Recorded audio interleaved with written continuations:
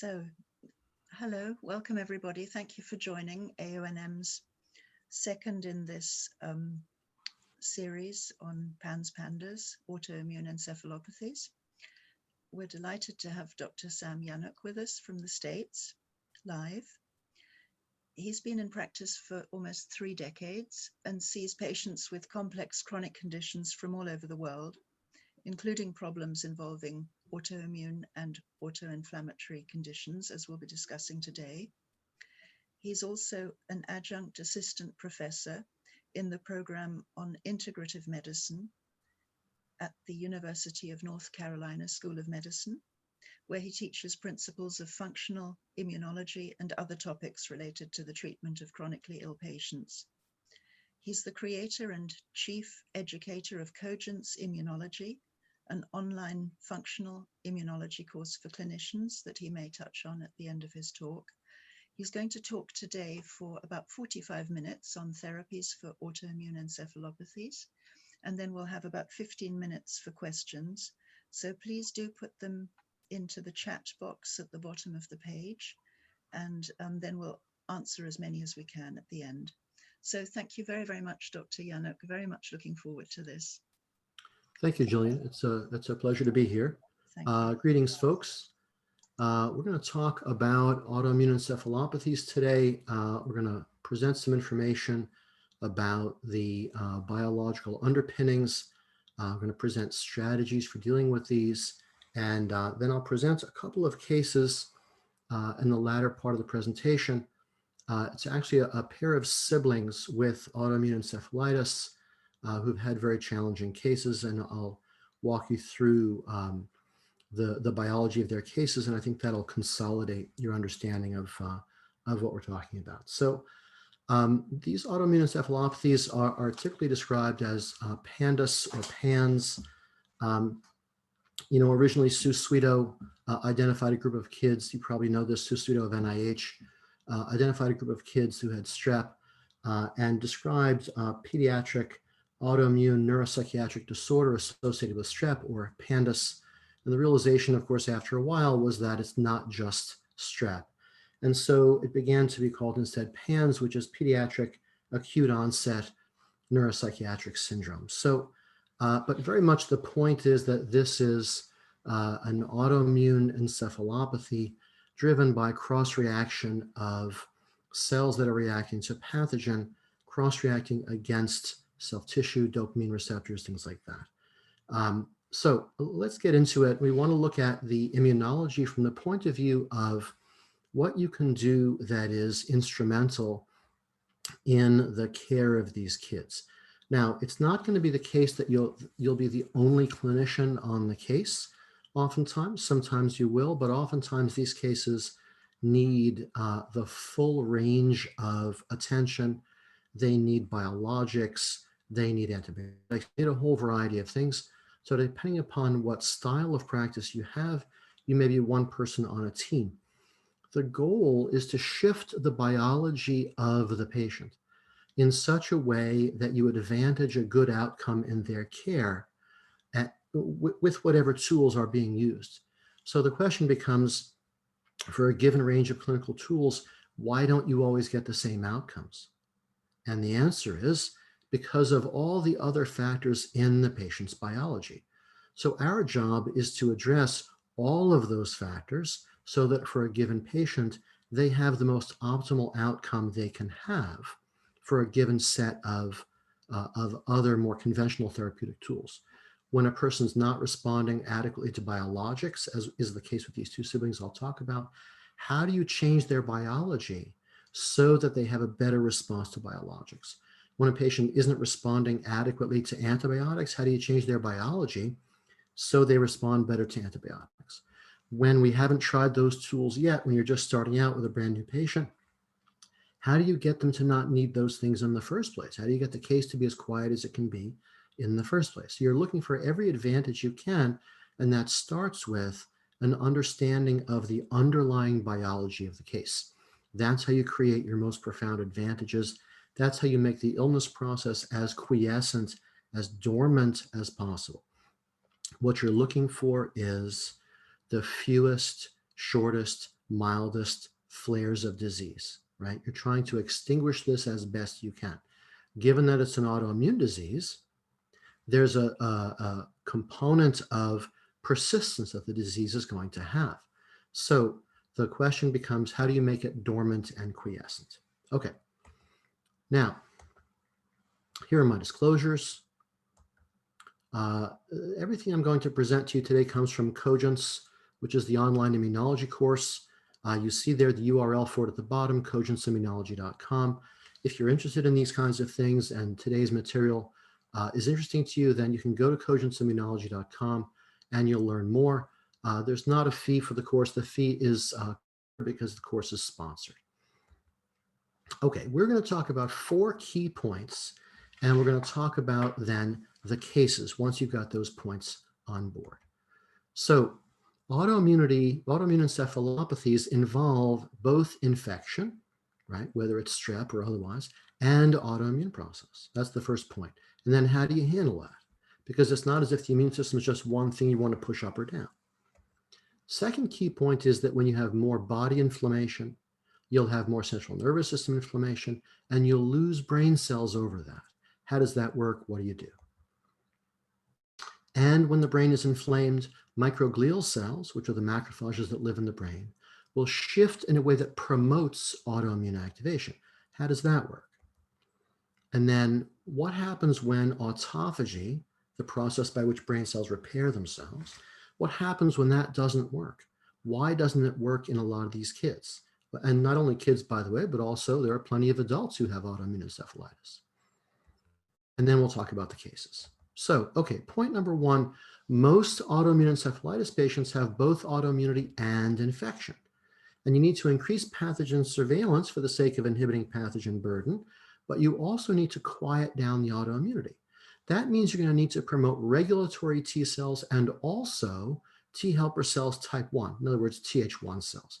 Both of those things are part of quieting down autoimmunity, and the Th1 activation is going to help you with pathogen surveillance.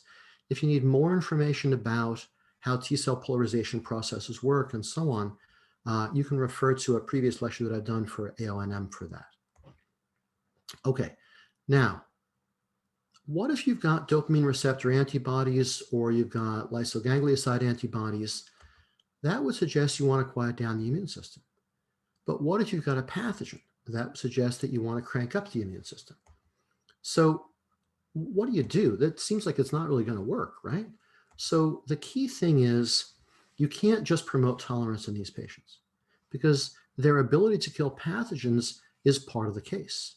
Now, the fact that the immune system is not one thing that goes up and down is what's going to help you there, right? So if you're the local football team, your goalie is not a forward, right? They may run out on the field at the beginning of the game and they've all got the same jersey on, so they look like they're all the same thing, just like all the white blood cells are white blood cells. But there are lots of different kinds of white blood cells doing very, very different things. And our job is to unpack that a bit more so that we're not just thinking of the whole team as the whole team has to go forward or the whole team has to go backward. It doesn't work that way. You have to understand more of the nuance, and that's the first thing we're going to unpack. So the first of our points will take us probably half the time to talk about, and then we'll talk about the other 3 points and the cases. So I'm going to introduce you to a very, very simple 3-step process, and then I'm going to describe what's underneath that 3-step process. Like I'll describe the car, and then I'll describe the engine so you understand the car you're driving, and then we'll go on with the rest. So the first thing is that from a clinical perspective, you have to address T cell polarization issues. You got to do that for a couple of weeks. Then you can bring in your anti-inflammatory process. You can start that in the 3rd week while you're continuing with support for balanced T cell polarization. And then starting in week 5, while you continue the other steps, you want to do some personalization. And I'll talk about what that's about. Okay, so let's look at the roadmap of the underlying immunology, because if you understand the roadmap, you can understand all of these cases much better. And instead of doing things on a rote basis where you say, well, I heard this is good for autoimmune encephalitis, that's not a deep enough level of understanding to be in the game with these cases. You got to understand what's actually going on enough to be actually in the game. Because where the rubber meets the road here is that you're going to start doing some stuff, and the patient's going to come in, where maybe the mom is going to talk to you and say, well, here's what I'm observing. You need to know enough to know what those observations mean to get to the next level in the case. If you're just doing it by rote, then you're just sort of pushing buttons without knowing what they're attached to. So, all right, so let's get into it. So there are some core immune dysfunctions. There are some key changes they create. There are some consequences of those changes. And then there's a bunch of additional stuff. Now, core dysfunctions are inflammation and autoimmunity, and they activate each other. The NF-kappa B of the inflammatory process and the STAT3 of the autoimmune process activate each other. Then stress chemistry also co-activates with inflammation. And dysbiosis also co-activates with inflammation. Isn't this most of your functional medicine patients? They have an autoimmune process, they're inflamed, their guts are messed up, and they're super stressed. And they've got brain fog. Brain fog is the most common complaint in functional medicine practices. And it's the result, or I should say, it's the cause of a lot of fatigue. A lot of your patients' fatigue is actually central nervous system fatigue. Now, what are the consequences? Well, the first thing is that when you're inflamed, your innate immune response functions more poorly. And really, natural killer cells are at the center of that comment. But that means that infections can thrive more if you're less efficient in your innate immune response, less efficient in your natural killer cell response. Well, infection pushes inflammation, so that's a loop. Next is that inflammation and stress chemistry both diminish T helper cell type 1 response. Well, the problem there is that Th1s help you fight infection and help you fight dysbiosis. So when Th1 response goes down, you start to get looped in your infectious burden and dysbiotic burden. And that goes back to you being more inflamed. And as innate immune response, natural killer cells and so on, go down, they drag down Th1, and as Th1 goes down, it drags down innate immune response, especially natural killer cell response.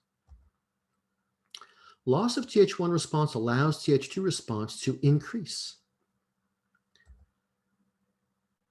And dysbiosis is a promoter of Th2 because inflammation in any hollow space, intestines, sinuses, lungs, vaginal tract, bladder, inflammation of those epithelial linings generates Th2 promoting cytokines. All of that is associated with things like asthma, allergies, sinusitis, respiratory tract infections, chronic bladder infections. These are all Th2 dominant patients. Now, when you lose Th1 and Th2 goes up, you tend to get an expression of Th17 cells. These are the cells that drive autoimmunity.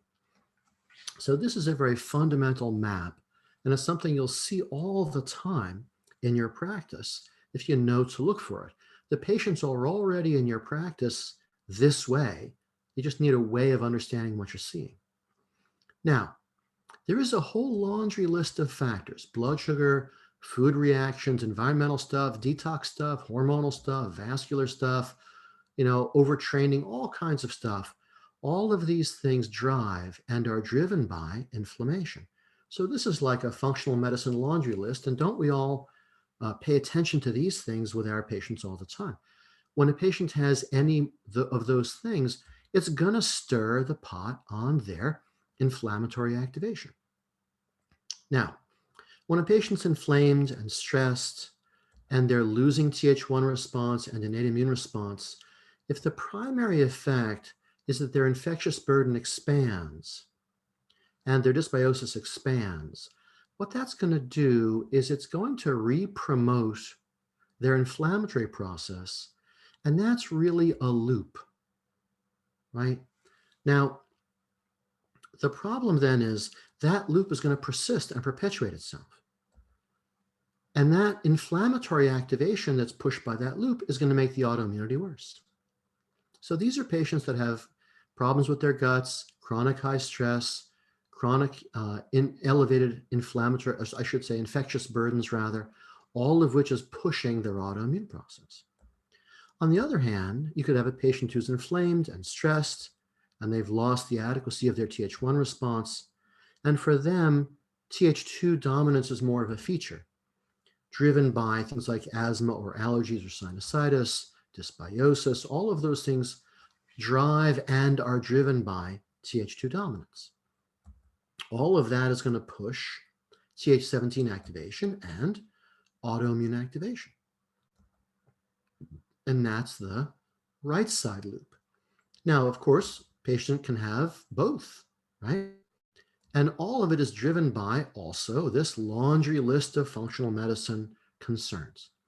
And all of it drives brain fog, fatigue, and in autoimmune encephalitis, brain inflammation is bad news because all the cognitive changes, all the rage attacks, all the OCD, all the tics are made worse by brain inflammation. So this is a very, very fundamental way of understanding how the body and brain connect in these processes and how you must attend to these bodily issues in order to make headway in improving these autoimmune encephalitis patients. Okay, now, key clinical steps. The first thing is you've got to deal with T cell polarization, okay? You've got to support the adequacy of Th1 response and downregulate excessive Th2 dominance, okay? And you may indeed also need to increase things like natural killer cells, innate immune support, and so on. That may be key as well. And when you do that, you're going to quiet down Th17-mediated autoimmunity. The second step, and there's an order to these that matters, there's a reason to do T cell polarization first. It's a bit beyond the scope of today's discussion, but it's useful to know. Now, second step is you want to downregulate the inflammatory and autoimmune response directly by doing things like inhibiting NF-kappa B and STAT3. And you know how to do that with things like curcuminoids and resveratrol, A, D, sulforaphane, black ginger, those kinds of things. And the third step is a series of steps that depend on the uniqueness of each patient. So some people may need more downregulation of inflammatory process in their intestinal linings and attention to dysbiosis. Some people may need white blood cell numbers and activity to go up. You're going to do that with things like Coriolis versicolor. Now, that's not on the map, but it's very, very important to do. When you see a patient whose white count is below 4, you want to think in terms of Coriolis versicolor. Now, you may need to do additional things to address pathogen burdens. Sometimes that's direct, sometimes it's antibiotics. I always think of that in terms of a 3-level process. Level 1 is attending to the host immunology. That means supporting Th1, supporting natural killer cells. We'll talk about how to do all those things. And then level 2 is natural ways to kill pathogens, and level 3 is drugs. Now, then other things would mean, for example, additional amounts of things like Perilla and Astragalus. I think you don't have Perilla in the UK, but certainly things like Astragalus, also oxymatrin, to downregulate excessive Th2 dominance, okay? And then you have to address that laundry list of things. Okay, now, to get a sense of the patient's status as regards the need for Th1 support and the need for inhibition of excessive Th2 dominance, there's a questionnaire that we've created in Cogence. You can go to the website and find it there. It will tell you the extent to which you need support for Th1, the extent to which you need to modulate or downregulate Th2, and then there's some discussion about the nuances of that. Okay, now, so we have these 3 steps, yeah? The first step is to rebalance T cells. Rebalancing T cells means promoting Th1, and the way to promote Th1 is with berberine, bicalin, sulforaphane, and ginger. Berberine, bicalin, sulforaphane, and ginger. All of those are Th1 promoters. Inhibition of Th2 involves Perilla, Astragalus, NAC, which is N-acetylcysteine, and quercetin. Okay, that's a fundamental way of downregulating Th2. Now, You will also get some Th2 downregulation, I should say some Th17 downregulation from bicalin because it's an interleukin 6 inhibitor. And because Th1 cells are inhibitors of Th17, you'll downregulate Th17 simply by your Th1 promotion. Now, in the second step, you're going to downregulate inflammatory process. That's going to be curcumin, resveratrol, sulforaphane again. Black ginger is very useful that way. Vitamin D, vitamin A are very, very useful that way.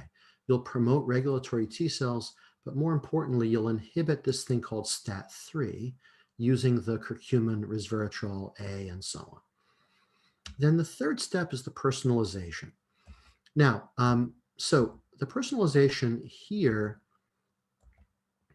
if you've got more pathogen burden, then you've got to promote innate immune response. And what I mean by that really is natural killer cells.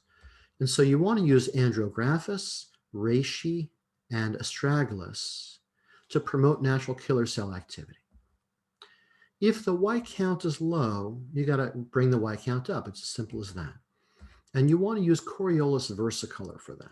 Now, it's also noteworthy that adequate autophagy depends on Th1. We're going to talk about that a bit later. But the point there is that Th1 response will also help you get your white count up. If you've got dysbiosis, you got to heal the lining of the intestine and downregulate Th2. Why downregulate Th2? Because inflamed intestines promote Th2 cytokines. So you want to use glutamine, as we all know. Arabinogalactans are very useful in that regard as well. Perilla to inhibit interleukin 4. Astragalus to inhibit GATA3. Quercetin to quiet down histamine, and NAC as well.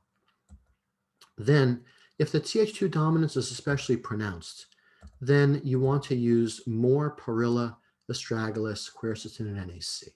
Okay, so that's a basic layout, and now we're going to get sort of more under the hood and see what's there. So all of that is point number 1. Now we're going to spend some time on point number 2, 3, 4, and then cases. So the first key thing is that microglia live in the brain. They will either eat neurons or not eat neurons. We want them to only eat dead neurons. Everyone has dead neurons every day. You want the microglia to clean up so you don't have inflammatory debris of dead brain cells. That's good to do, but you want the microglia to not make any mistakes and eat live neurons. So I'm not going to bother calling out the citations of all these papers, but you can see that all of these diagrams are from papers. So microglial cells are simply specialized macrophages. 13% of your white matter is microglial cells. They're specialized macs, and you've got 10 for every brain cell. So your brain is your biggest immune organ. Your brain is not only a neurological organ, it's your biggest immune organ. Okay, so the microglial cells have the job of cleaning up the debris and repairing damaged neurons. That's good. And microglia remove dead and dying neurons. But here are normal microglia in a healthy brain. Here are activated microglia in a brain with chronic neurodegeneration. Here are nastily activated microglia in a brain with neurodegeneration and systemic inflammation. So systemic inflammation stirs up the microglial cells.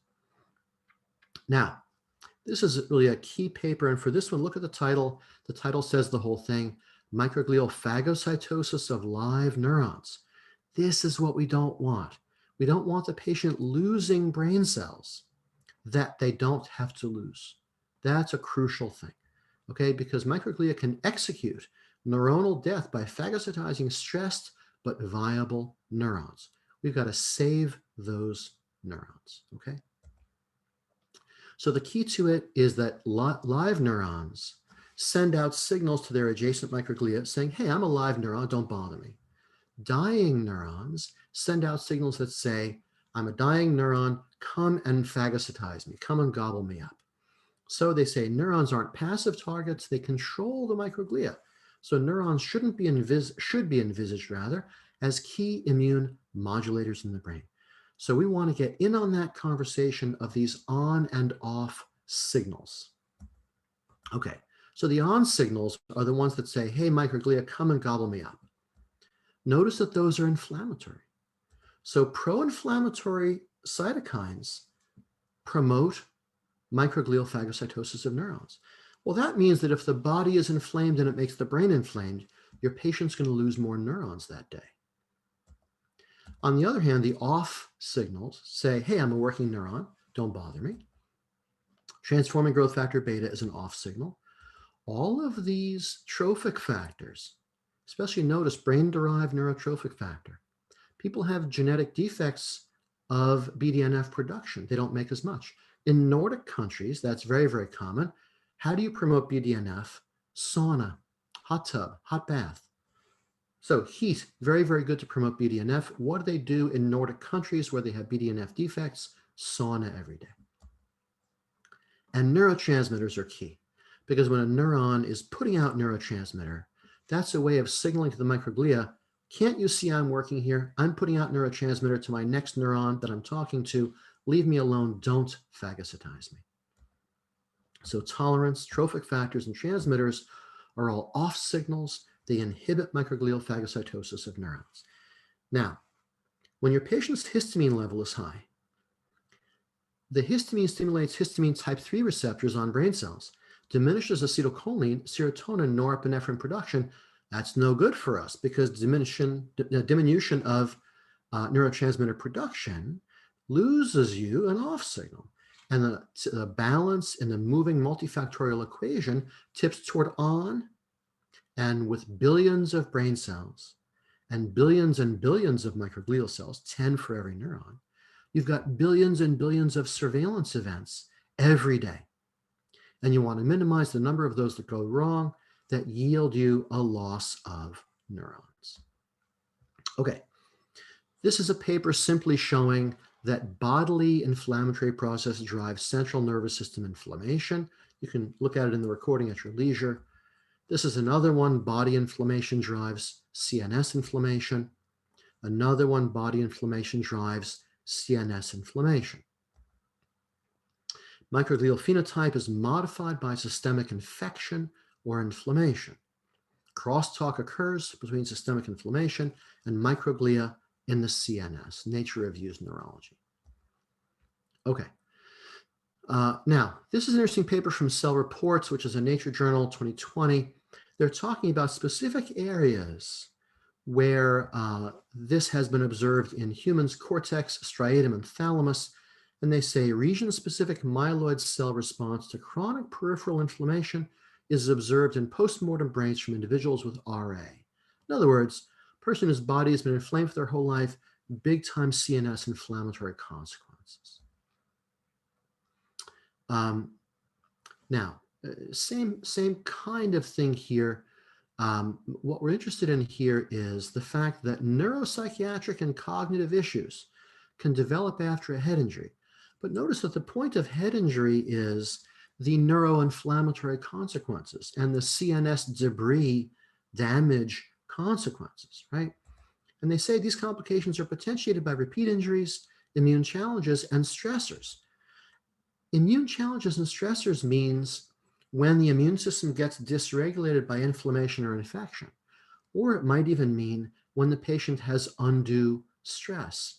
Now, having an autoimmune encephalitis when you're a kid, and when you're having behaviors that seem crazy and you don't know why because you're 8, that's enormously stressful.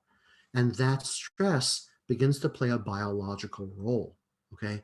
Imagine if you were an 8-year-old with PANDAS, you would feel horrible, right? You would be having behaviors you did not understand that weren't entirely under your control. That's an enormously stressful experience. It's so stressful to be in the room with a kid who's in the throes of that process.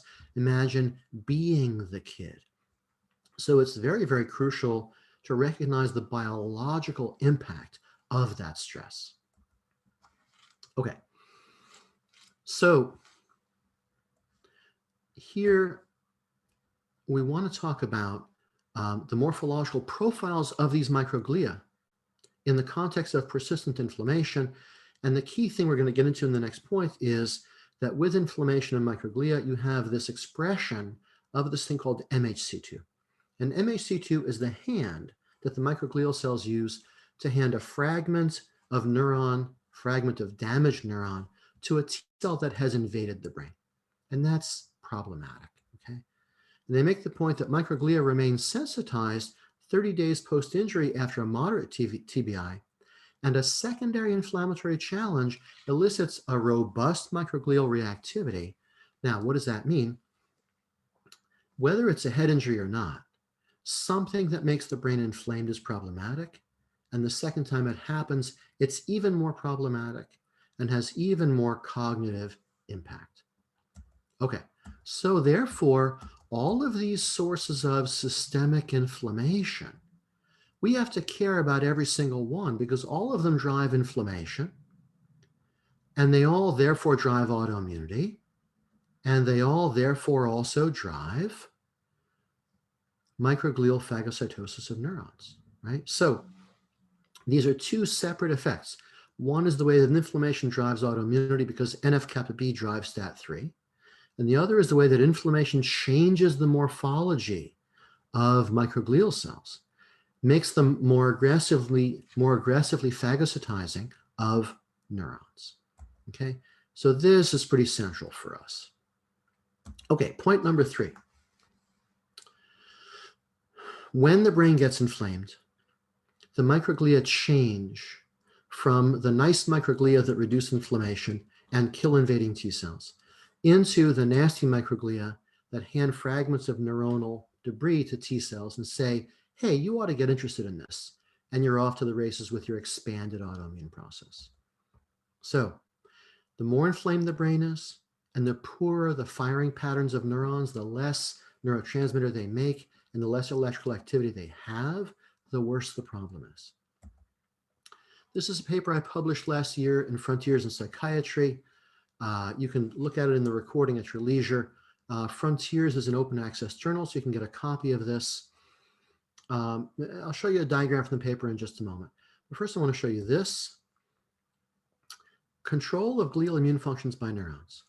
So glial cells, microglia especially, can gain antigen-presenting capacity through the expression of MHC molecules. So how does that work? All right, let's go back to the paper I wrote. I'm going to expand the diagram.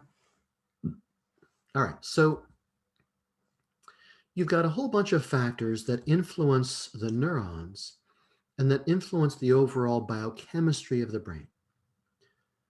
When the neurons are firing rapidly enough, then the microglial cells, they will inhibit the activity of T cells that invade the brain.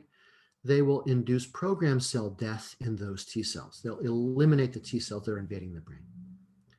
On the other hand, when neuronal firing is diminished, which could be from inflammation or from metabolic defects, or from other factors like lack of sensory input. Maybe a person has had an injury to a shoulder, not enough sensory input, or they're just sedentary or whatever it is. For whatever reason, if there's lack of neuronal firing and or central nervous system inflammation, then those microglial cells express MHC2. And that's that hand that the microglial cell uses to hand off a fragment of antigen. In this case, the antigen is a fragment of neuronal debris. Hands it off to a T cell and says, you know, you should be interested in this. And now the T cell is in possession of that self-tissue. And now you've given that T cell a signal to be interested. Now you're off to the races with your autoimmune process.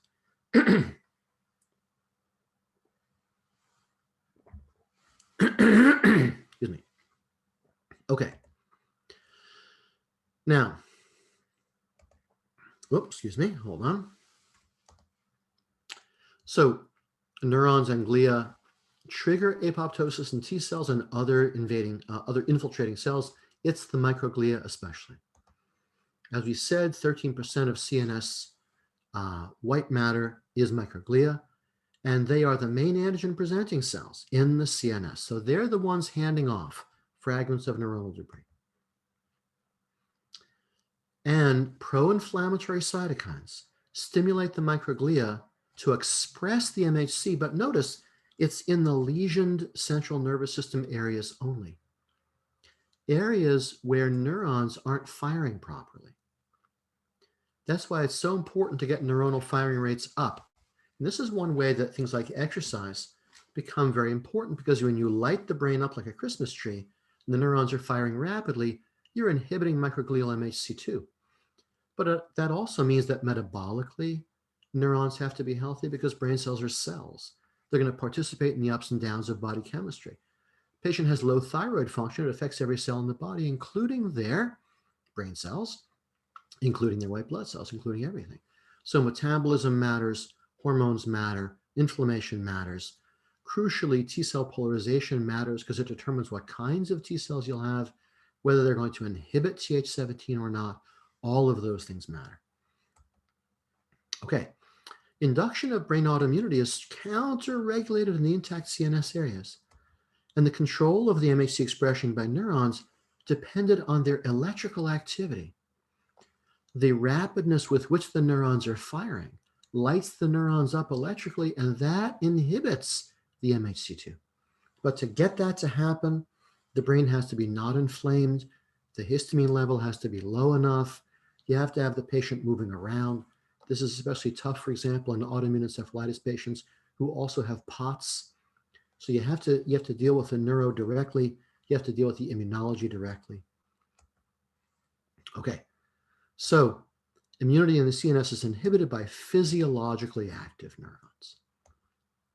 Okay, and then here another paper, another paper saying exactly the same thing. What they talked about here was they created electrical stimulation in the subthalamic nucleus, and they found that the greatest extent of inhibition of gene expression was the MHC-related genes. Saying the same thing, but a different paper showing it. Now, point number 4. Excuse me. When you have stress chemistry, you get shifts in T cell polarization, you lose autophagy, you lose neuronal repair. So autophagy depends on interferon gamma, which is a Th1 cytokine. And so without adequate Th1 response to make interferon gamma, autophagy is diminished. So this is what autophagy is. If you have a factory and a machine in your factory breaks, do you close the factory? No, you don't close the factory. What you do is you melt down that machine, you disassemble that machine and rebuild it, or you make a new one. So autophagy is organelles in a cell break, they get recycled, so you can keep the cell. This is important in brain cells, because in neurons, because neurons are post-mitotic tissue. You're not going to get a whole boatload more neurons. Now, we thought you got none, right? We thought there was no adult neurogenesis. Gould at Princeton showed, it's got to be 7 or 8 years ago by now, that there is adult neurogenesis, but it's not enough to be clinically instrumental. So what you've got to do is you've got to protect the neurons you've got. You got to promote plasticity, more interconnections of the neurons you've got. In neurology, plasticity means efficiency, interconnections. In immunology, plasticity means flexibility of morphological expression. Okay, so this is Nature Reviews Neuroscience. Here you have some organelles. And through this process, they're going to get engulfed in an autophagosome. And that's going to get merged with a lysosome to form this autolysosome. The lysosome is full of digestive enzymes, not in an intestinal sense, but degrading enzymes that break down the proteins, break down the organelles.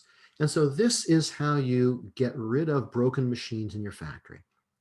When this is impaired, you can get things like ALS or Huntington's or Alzheimer's, Parkinson's.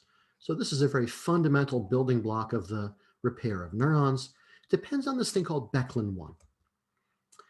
Here's Beclin-1.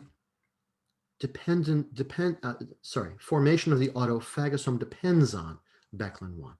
Now, that process, here's another paper showing it. Here's the autophagosome forming. That process depends on interferon gamma, a Th1 cytokine. And it's inhibited by interleukin-4, a Th2 cytokine. Here's another paper showing the same thing. And this is sort of ubiquitous in the body. I'm showing you diagrams that I think are most useful, although some of them are not from brain, right? But it's the same process.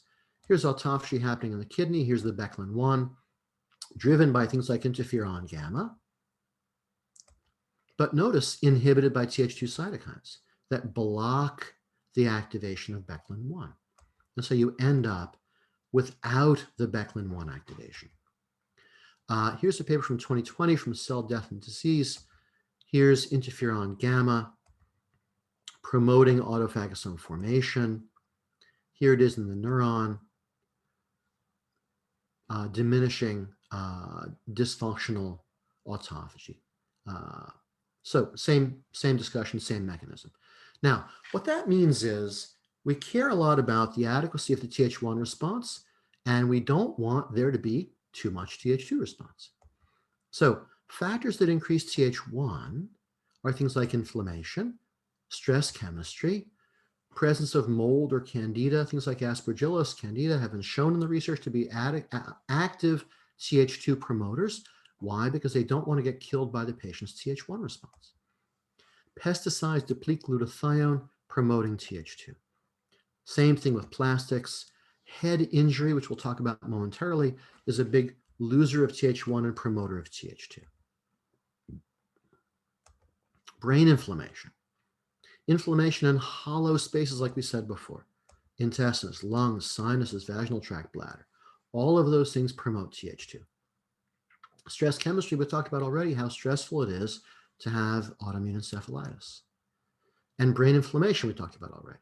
So CNS inflammation, you're also going to lose vagal motor outflow. Vagus nerve motor outflow is going to be diminished with CNS inflammation. Your guts will get more inflamed, and that will make you more Th2 dominant. Now, this is a sort of a classic paper where they wanted to know what was going to happen if they gave asthmatic patients corticosteroids. Well, it turns out that corticosteroids inhibit interleukin-12, a classic Th1 cytokine. And so they said you may hardwire the Th2 response. Now we know, this is from 2000 when they first observed this, we know now that hardwiring is not really what happens. We know there's more morphological flexibility. But the basic point is the same, that stress chemistry pushes Th2. Whether you ingest your stress chemistry with an inhaler or a corticosteroid, or whether you generate it through your own stress response. Now, this is a classic paper. It's been referenced by nearly 300 other papers. I would encourage everyone to get and read this paper. The fundamental of it is that stress drives the sympathetic nervous system. That turns on body inflammation. That turns on brain inflammation. That turns on corticotrophin-releasing hormone. And that turns on the sympathetic nervous system again. The bottom line then is stress makes you inflamed, and inflammation makes you stressed in a loop that includes brain inflammation. Now, we've already shown that when you get brain inflammation, you get microglial changes that increase microglial phagocytosis of neurons and also shift microglia toward the presentation of neuronal debris as antigen to invading T cells. So brain cell loss gets worse and brain autoimmunity gets worse when you've got brain inflammation. Okay, now a little addendum to point number 4. If you've got a PANDAS patient who does any head banging, the problem is that they are creating traumatic brain injuries. In traumatic brain injury, it's been shown, I'll show you in a second, that head injury yields a loss of Th1 and a gain of Th2.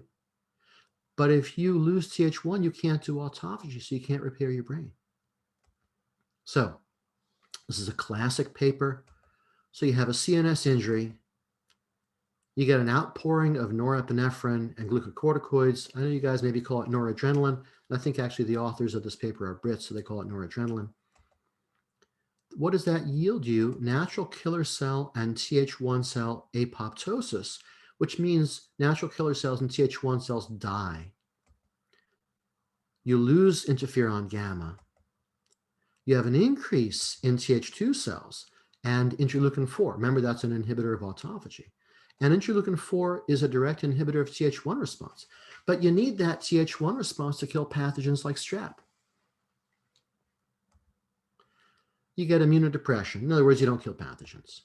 You get a breakdown of barriers like lungs and intestines. You get more infection.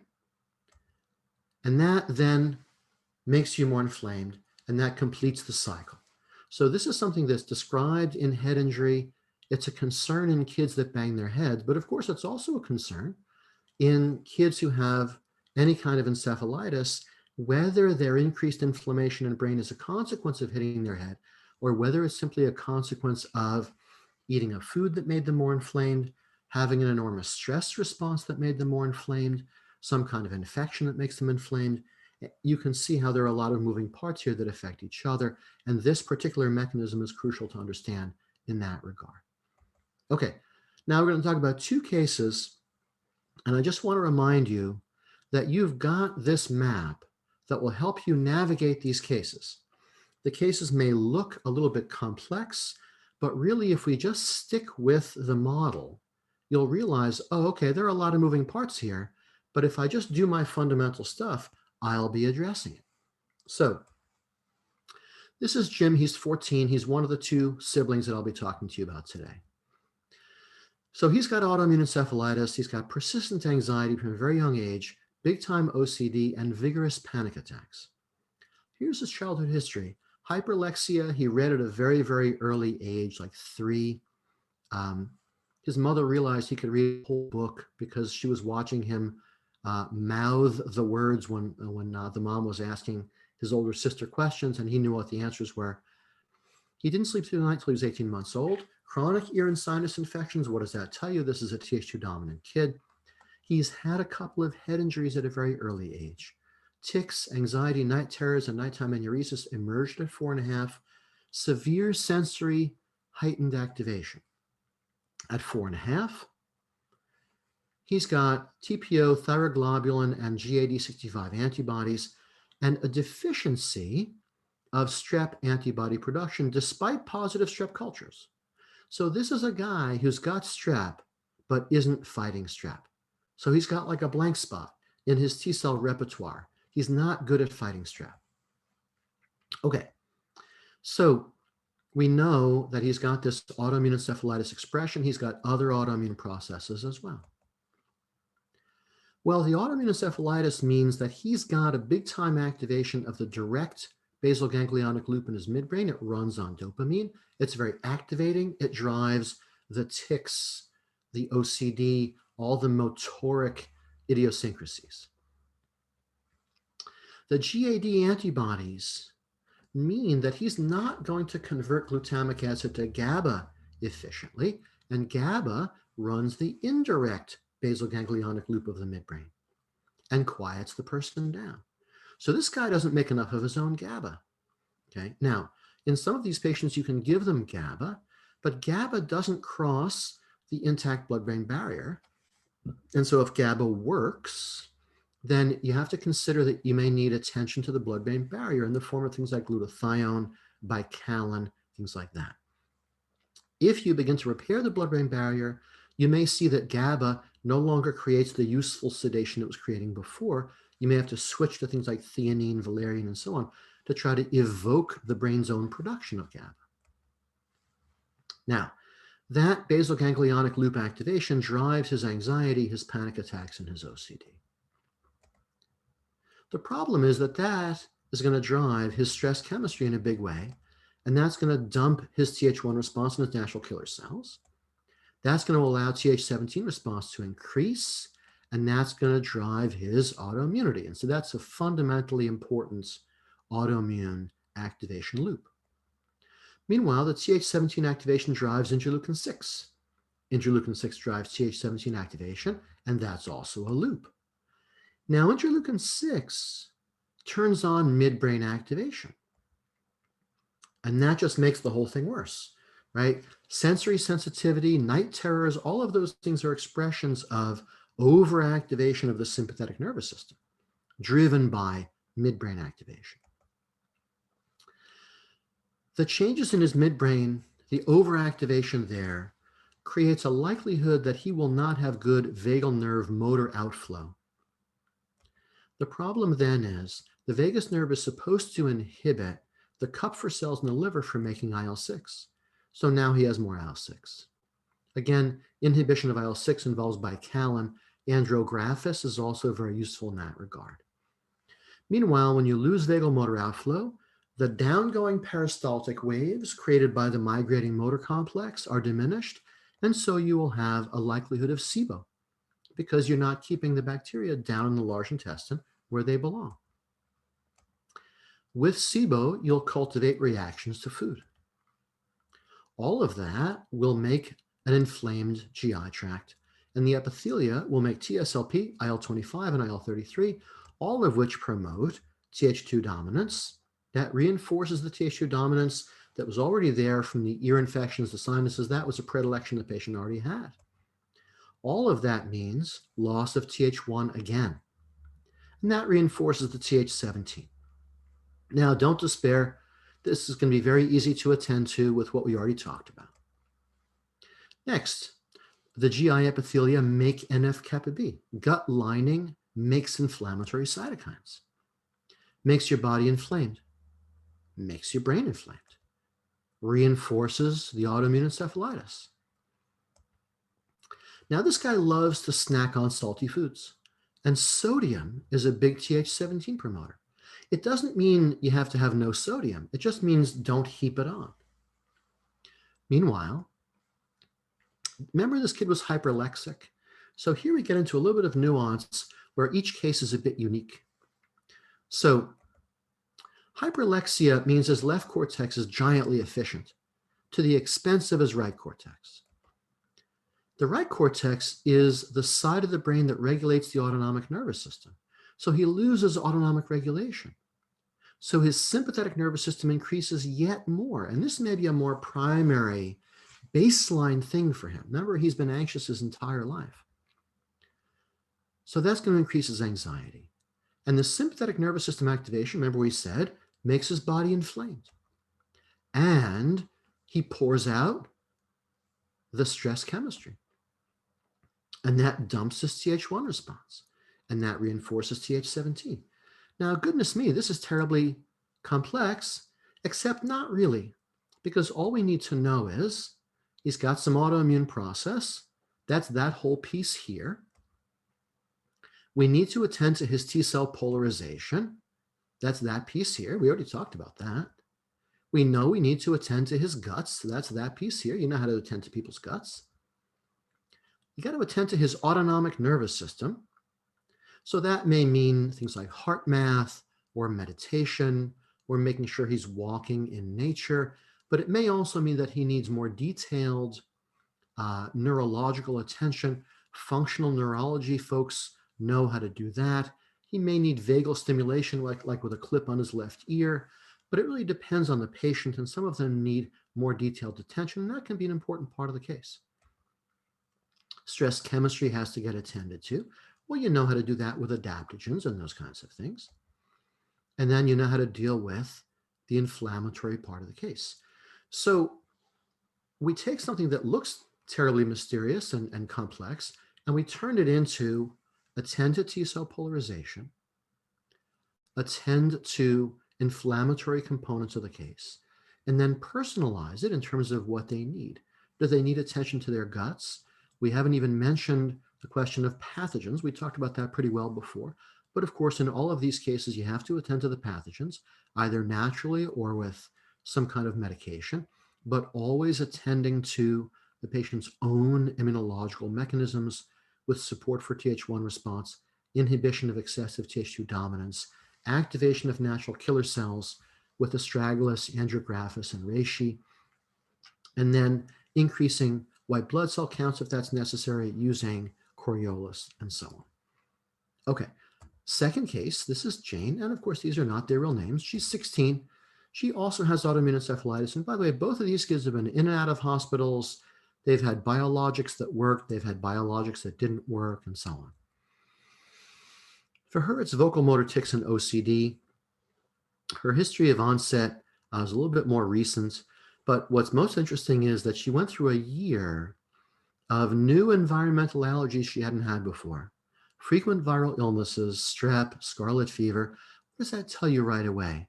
For some reason, she went from having an adequate Th1 response where she could kill things to not having an adequate Th1 response and having an excessive Th2 dominance occur at that time, begin to emerge at that time, which would go along with the new environmental allergies. So she has a sudden and severe neurological and rheumatological symptom onset with all kinds of crazy stuff. She has a tonsillectomy in 2016. Tonsil biopsy reports highly infected tissue. She's also got TPO, TGA, GAD antibodies, ANA is abnormal, and a deficiency of strep antibody production. So she's got abnormal strep cultures, just like her brother, and also just like her brother, she doesn't make an immune response to strep. Here are all the things that she's doing therapeutically. Okay, now let's look at her case. She's got autoimmunity and inflammation coactivation. Her autoimmunity is pandas and the other stuff. The pandas is going to turn on her direct basal ganglionic loop in her midbrain. And she's got on her Cunningham panel, she's got DRD2 and CAM kinase 2 antibodies. The CAM kinase 2 is crucial there because there are ways of stimulating dopamine receptors. There are antibody types that nobody knows how to check for yet. But no matter what kind of stimulation of dopamine receptor antibodies you've got, your CAM kinase 2 will go up. So you sometimes see a Cunningham panel where the only elevation is CAM kinase 2, and what that verifies for you is huge amounts of dopaminergic activation.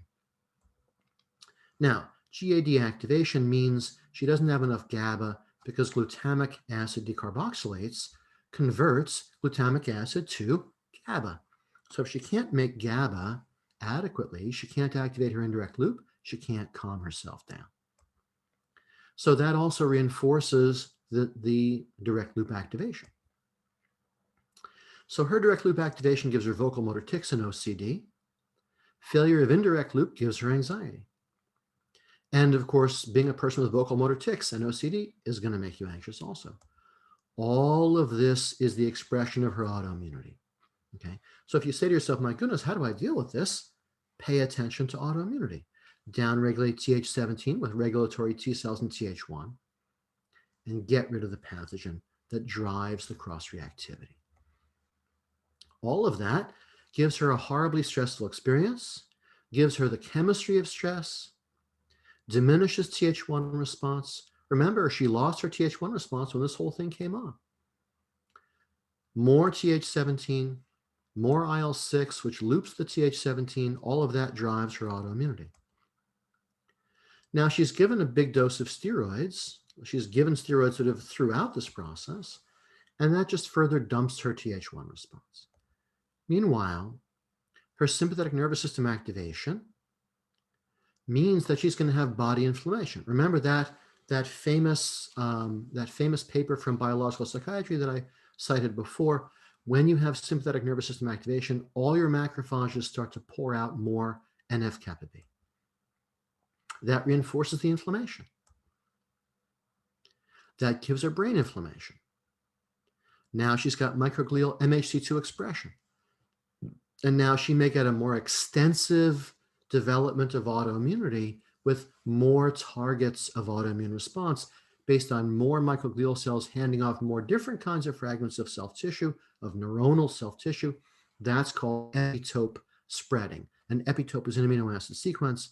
When you get more different kinds of T cells interested in more different amino acid sequences, that's epitope spreading, and it deepens and worsens the autoimmune process. Now, this all sounds complicated, but really, what are you going to do? You're going to focus on the autoimmunity, like we showed you before. You're going to focus on T cell polarization patterning. You're going to focus on guts. We haven't laid out her gut issues here, but they're there. You're going to focus on her autonomic nervous system regulation. You're going to focus on her stress chemistry, and you're going to reduce her inflammation. Okay, so it may look complex, and there are nuances here that I'm hoping you can harvest to understand some of your autoimmune encephalitis patients. But the fundamental is that you're going to deal with the T cell polarization, the inflammation, and then the particulars on a per patient basis, but doing things you know how to do. Now, inflammation and chronic infection drive each other in ways that we talked about in that roadmap. And what's going on there? And that's just a reference about that. And what you want to think about there is there's a loss of innate immune response or natural killer cell response and a loss of Th1 response. On the other hand, in the inflammation autoimmune coactivation, what you want to think about, and there's a paper about that, what you want to think about is the Th1 loss, the Th2 excess, and the Th17 excess. Now, would Th2 excess be on the left side there also? Yeah, certainly could be. And a lot of these things mix together, but you need a framework for understanding them, right? So this gives you a very simple sense of what your moves are, right? So, and of course, chronic infection also is a promoter of the development of new autoimmunity, right? That's been shown in lots of research that things like viral illness in the background are big drivers of autoimmune development. Okay, so where are we? We want to balance T cells. We want to address inflammation. We want to personalize the process. We're going to rebalance T cells with berberine, bicalin, ginger, sulforaphane. We want to address inflammation with curcumin, resveratrol, sulforaphane, A, D. And then we want to personalize by addressing the problems we talked about before, right? If there's more pathogen burden, you want astragalus, andrographis, and reishi. If there is a problem with low white count, you want to give them Coriolis versicolor. If there's a problem with dysbiosis driving Th2 dominance, you want to give them these things that we talked about. And if you need special help with pushing down Th2 dominance more, you want to give them these things that we talked about. Okay, I want to go to questions. I'm going to unshare the screen. Thank you so much, Dr. Yanuck. That was absolutely fascinating, Good. packed full of information. We're going to need to watch that several times, I think. And for those who've asked, yes, this will be put up on the AONM website and made available, most definitely. It'll always be there. So just a few questions, Dr. Yanuck. I'll start with them in no particular order because they've come in on both the chat and the Q&A. Is there a particular mechanism of microglial activation that results in epilepsy, in your opinion? It's an interesting question. It's not at the center of my expertise at all, but I can certainly tell you that I work with patients with seizures pretty routinely. What comes to mind most recently is a guy in his early 20s with very, very nasty psoriatic arthritis and daily complex seizures. And when we got his autoimmune process under control, he doesn't have seizures anymore. So, wow. You know, seizure, when you've got, let me say it this way. Seizures occur when brain cells creep toward their firing threshold. The way you keep brain cells away from their firing threshold is by having them be healthy enough that they have a lot of gene expression, because gene expression is the manufacture of proteins. Proteins are anions, they're negatively charged. And so when neurons are healthy, they make a lot of proteins. They are electronegative inside the cell because of all those proteins. It keeps them away from the firing threshold. You want them down around negative 70 millivolts where they belong. And so healthy neurons stay down in that electronegative zone away from the firing threshold. Look for ways to advantage the neurons. Remember, brain cells are cells. And as cells, they participate in the ups and downs of body chemistry. And so look for metabolic advantages, look for anti-inflammatory advantages, look for advantages in all the domains we've been talking about. Thank you very much. Do you recommend fasting as a means to activate autophagy? Oh, fasting is wonderful. Yeah. Yes, fasting is wonderful. The only thing is that what you have to watch out for is that M1 macrophages, which are macrophages that do the heavy lifting of killing pathogens from the point of view of the innate immune response. M1 macrophages run on glycolysis.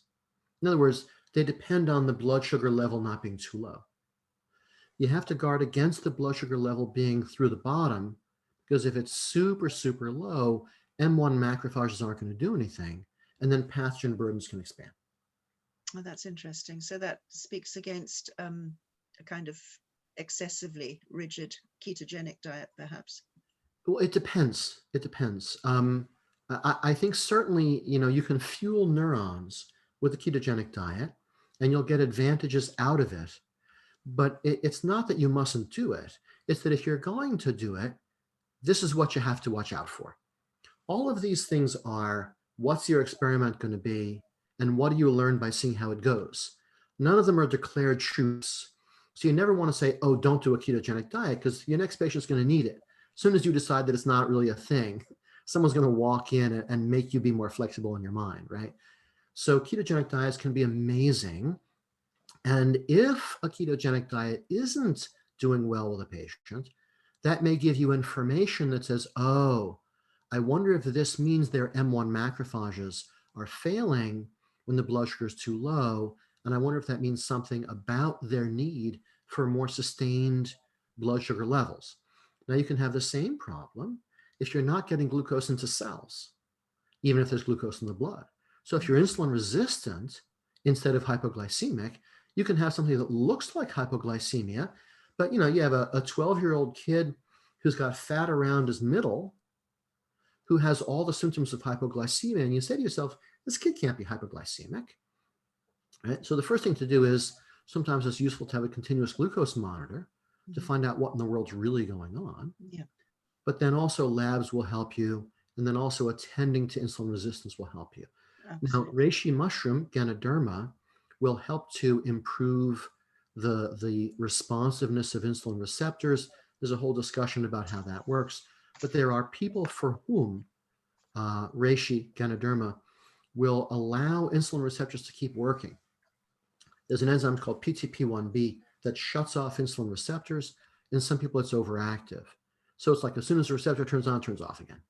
Like you walk into a room in a library and turn that light on that has a timer. Imagine if it turned off in 5 seconds, right? You couldn't get any work done.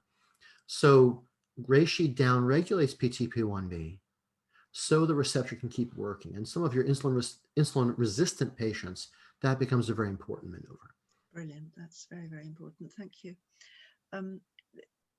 Feeding into that point that you've just made about picking up on differences in therapy after a certain period of time, there's one that came in previously, which is, if there's no progress after taking, say, an antibiotic for 2 months, is it fair to say that one should move on to something else?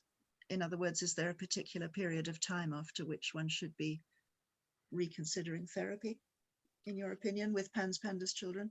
Or is it always a long sort of... Yeah, I mean, there are a lot of moving parts here, but I think one of the important things to realize is patients will sometimes come to you with a laundry list of things that have not worked.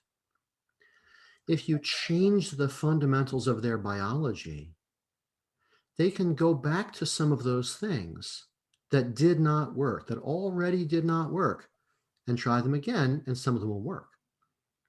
Right? If you fix the carburetor and get nothing, don't unfix the carburetor and then fix the fuel pump and also get nothing. Right? So you have to aggregate the solution. So if you tried something, nothing happened. Okay, fix the fundamentals of their biology, then see what's what. Okay. So, and that's true of antibiotics. And of course, the person may need a different antibiotic, or they may have just so much neuroinflammation and so much autoimmune activation that canceling the activity of the pathogen for a while, in and of itself, nothing really productive is going to happen. But if you let go of the antibiotic and fix the autoimmunity and the brain stuff and so on, you get that as quiescent as you can, but then you've let go of inhibiting the pathogen, you're also not going to win. Okay, thank you. It's fascinating that you've mentioned so many different natural remedies today and not so much the pharmaceutical. One question here is about whether Ritalin, for example, given to a PANS-PANDAS child, does any damage or can do? I don't know. I don't know. What I would say is anything that overstimulates neurons that are near the point of metabolic exhaustion has the potential to damage those neurons. Okay. Mm-hmm. Yeah. To what degree do you think that birth trauma, such as emergency C-sections or prolonged labor, can be considered a form of TBI, which would prime the CNS perhaps for chronic inflammation and increase the risk of CNS autoimmunity? It's a very interesting question. I don't know the answer. I understand why the question is being asked. I think it's an excellent question. I don't have any data about that. I haven't hunted for it. Mm-hmm. The question certainly interests me. Don't know what the answer is. I think there's a general sense in which the patient comes to us as they are. We try to use the history to understand their current situation so we can be useful to them, instrumental to them going forward. I sometimes think, if I go visit my friend in Chicago and I get lost on the way to his house, and I call on the phone and I say, I'm at the corner of Michigan Avenue and 7th Avenue or 7th Street or whatever it is. I have two questions. How did I get lost and get here? And how do I get to your house? The second question is the more important question. Yeah. And probably it's the question my friend's going to be able to answer. Yeah. To the extent that the first question helps us understand how to be instrumental, that makes it front and center for us, absolutely. But I'd rather answer the second question than the first one, and that's the one that's more the crux of things. I understand completely what you mean. Another one here: is it possible to get autoimmune encephalopathy (AIE) under control without the use of pharmaceutical immunosuppressants and IVIG, which is intravenous immunoglobulin? I think you've partially answered that through your presentation because you haven't spoken about those pharmacological agents, but have you seen a mix of those that's been more useful than just using natural agents in some cases? I think all of these things are tools. They all have merit in certain cases. As soon as, no mechanic would ever say, I disdain the use of a 5/8 inch hex wrench. I don't believe in 5/8 inch hex wrenches. They're all tools. Somebody comes in, their car doesn't work. Your job is to fix the car. You want to fix it as minimally as you can. If you got to fix it with heavy duty stuff, then that's how you do it. Yeah. What she mentions in the second part of her question is that patients struggle enormously to get pharmaceutical therapy of that kind in the UK, especially IVIG, hugely expensive, and the insurance companies don't cover it in most cases. So do you usually see sufficient improvement with natural agents that you feel one can go a very long way with those?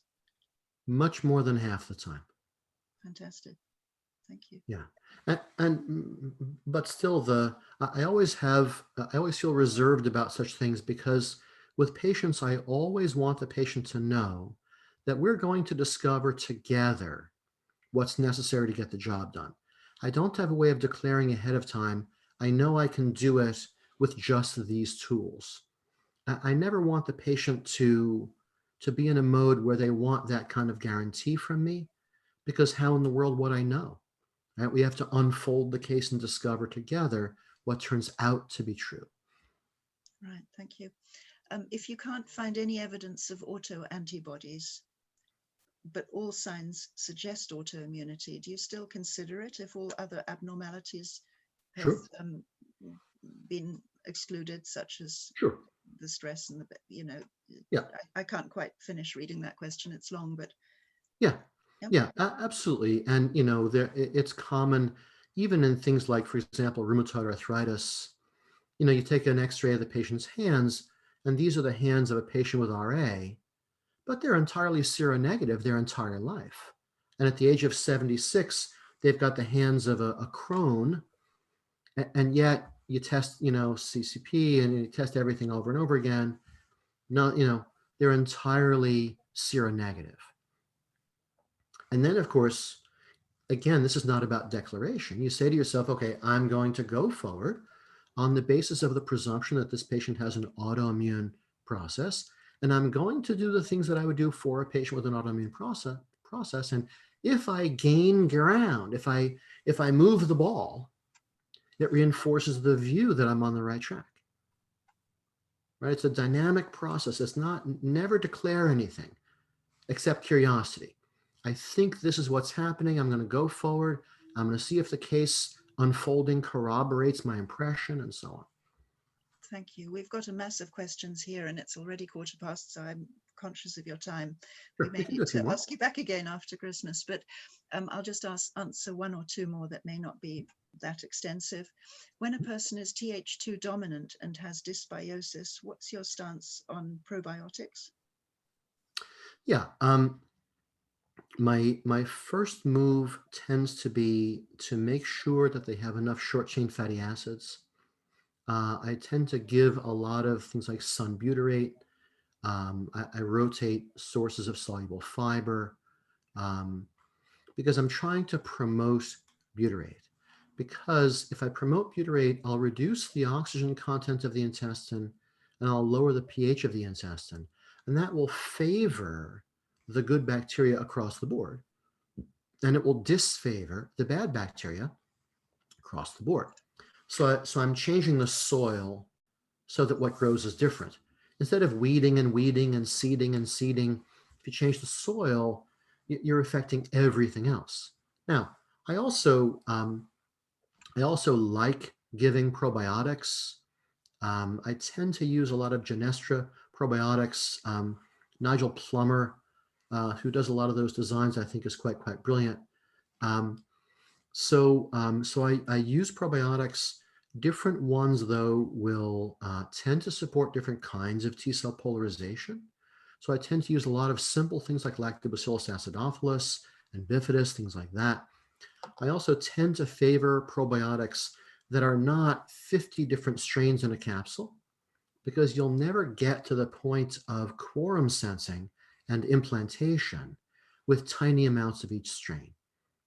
You need a big enough quantity of each strain. And also, I then favor bolus dosing.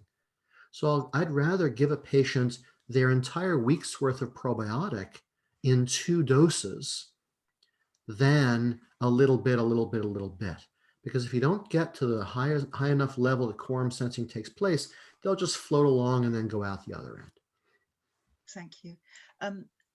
You mentioned Bakelin several times. I believe that's an extract of Scutellaria, isn't it? Yeah, Scutellaria bicalensis, Chinese skullcap. Yeah, exactly. Thank you. And just one last question here, and then we really will have to have you back because there are many questions that haven't been answered, and they're coming in all the time. And folks can go join, go to cogentsimmunology.com, join. It doesn't cost anything. Post questions in the question and answer forum. And I just answer them there. Fantastic. Actually, one doctor here has asked whether it's possible to get a bibliography of all the references in Cogent's immunology. I imagine the best way is to actually join, and you're probably giving different ones for each chapter, aren't you? Well, I mean, it's 230 some odd videos. Oh gosh, yeah. So yeah, I mean, it's a self-paced course. It's not only a once a week question and answer webinar. It's a self-paced course. You watch videos, watch whichever videos you want at your own pace and so on. Yes, so it doesn't have to be done within a specific period of time. And then last question for today, please. Have you found that it's helpful to remove or to suggest tonsillectomies to your patients with pandas, or can this even worsen the condition? It can worsen the condition.